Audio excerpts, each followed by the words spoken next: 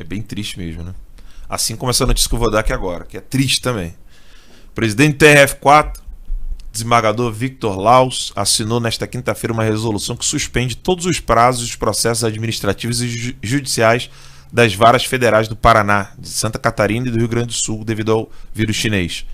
Também foram suspensas todas as audiências e sessões de julgamento.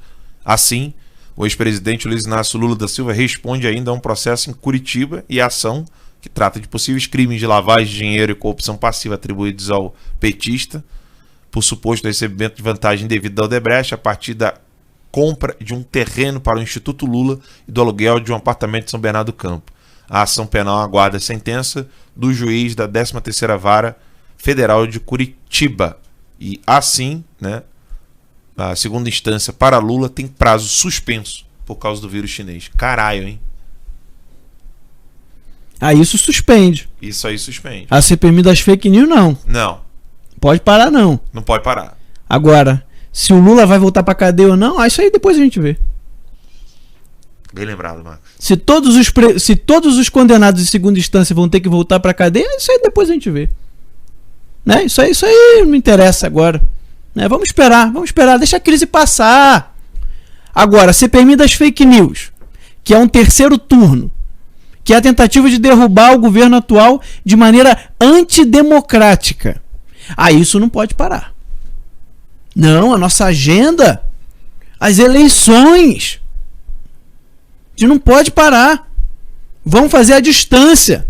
Vamos quebrar sigilo das pessoas à distância, sem indício de crime. Eles estão querendo, pode falar aqui, né? Pode. Estão querendo quebrar o sigilo do Alan dos Santos sem indício de crime. Ele foi lá e ele mostrou tudo. Toda a receita do Terça Livre está mostrada, está declarada. Tá? E mesmo assim, eles estão aí articulando, provavelmente devem conseguir, né? Não sei se vão conseguir, não. A gente não sabe. Querem quebrar o sigilo sem indício de crime. Que o Alan não tem medo de quebrar o sigilo dele. Quebra o sigilo, vai quebrar e vai ver que tudo que ele falou é verdade. Agora, que é uma atitude autoritária, isso é. Que é uma atitude antidemocrática, isso é. Que é uma atitude típica de um governo totalitário, como o governo da China, Coreia do Norte, Cuba, isso é. Isso a gente tem que falar. Tá? Porque estão fazendo tudo isso por causa de quê? Por causa de interesse político. E aí você vê, quando a gente diz, as pessoas dizem que a gente é louca, né? E aí você vê que só se age no Brasil politicamente quando se tem interesse próprio. Se não tiver interesse próprio, a coisa, né, vai deixando, vai ficando e acabou o prazo, né? Não dá mais para fazer nada. Deixa para lá, arquiva isso aí e toca a vida. Agora, se tiver um interesse próprio, se o cara vê que ele pode ganhar com aquilo ali, meu irmão, ele vai trabalhar naquilo ali, ó, dia e noite sem parar. Dia e noite sem parar. É assim que funciona a política no Brasil. E essa foi uma das grandes bandeiras do Bolsonaro quando ele entrou, tá, como presidente. Mudar esse esquema.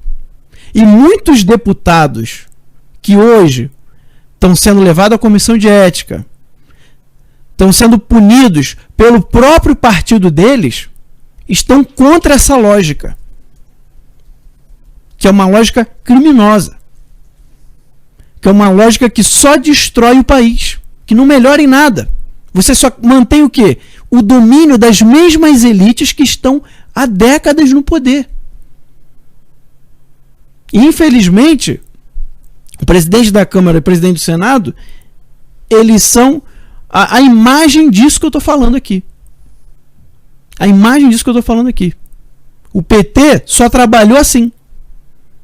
O PT só trabalhou assim, para benefício próprio. Nunca se pensou no benefício do país, ou se algo é justo, ou se algo é correto. O Bolsonaro é o primeiro presidente que está agindo dessa forma, pensando qual que é o melhor para a nação. Presidente, não faça isso, vai ficar mal para você. Mas isso é bom para a nação, então eu vou fazer. Dane-se a minha imagem. Dane-se se eu vou perder voto.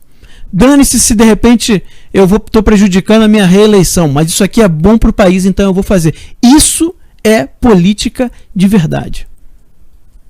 Tá? A política de verdade é isso, é o cara que pensa primeiro no país e depois nele. Só que esses são raros, né? No Brasil, então, isso é raríssimo. Raríssimo. Então a gente precisa mudar a mentalidade. A gente precisa chegar em cima dos políticos e cobrar deles uma mudança de postura radical. E cobrar punição para quem não faz isso. Tem que mandar para a cadeia e ficar lá. Nada de regime semiaberto. Nada de progressão de pena. Não. Tem que ficar apodrecendo na cadeia o resto da vida. Porque se não fizer isso, outros quando olharem, poxa, ele até foi pego, mas ele não ficou tanto tempo, né? Então de repente dá para eu fazer a mesma coisa, vou ter uma puniçãozinha aqui e ali, mas depois fica tudo de boa. Enquanto a gente não mudar esse paradigma de punição nesse país, né, enquanto a gente não acabar com a impunidade, a gente não vai ter uma mudança política profunda e duradoura.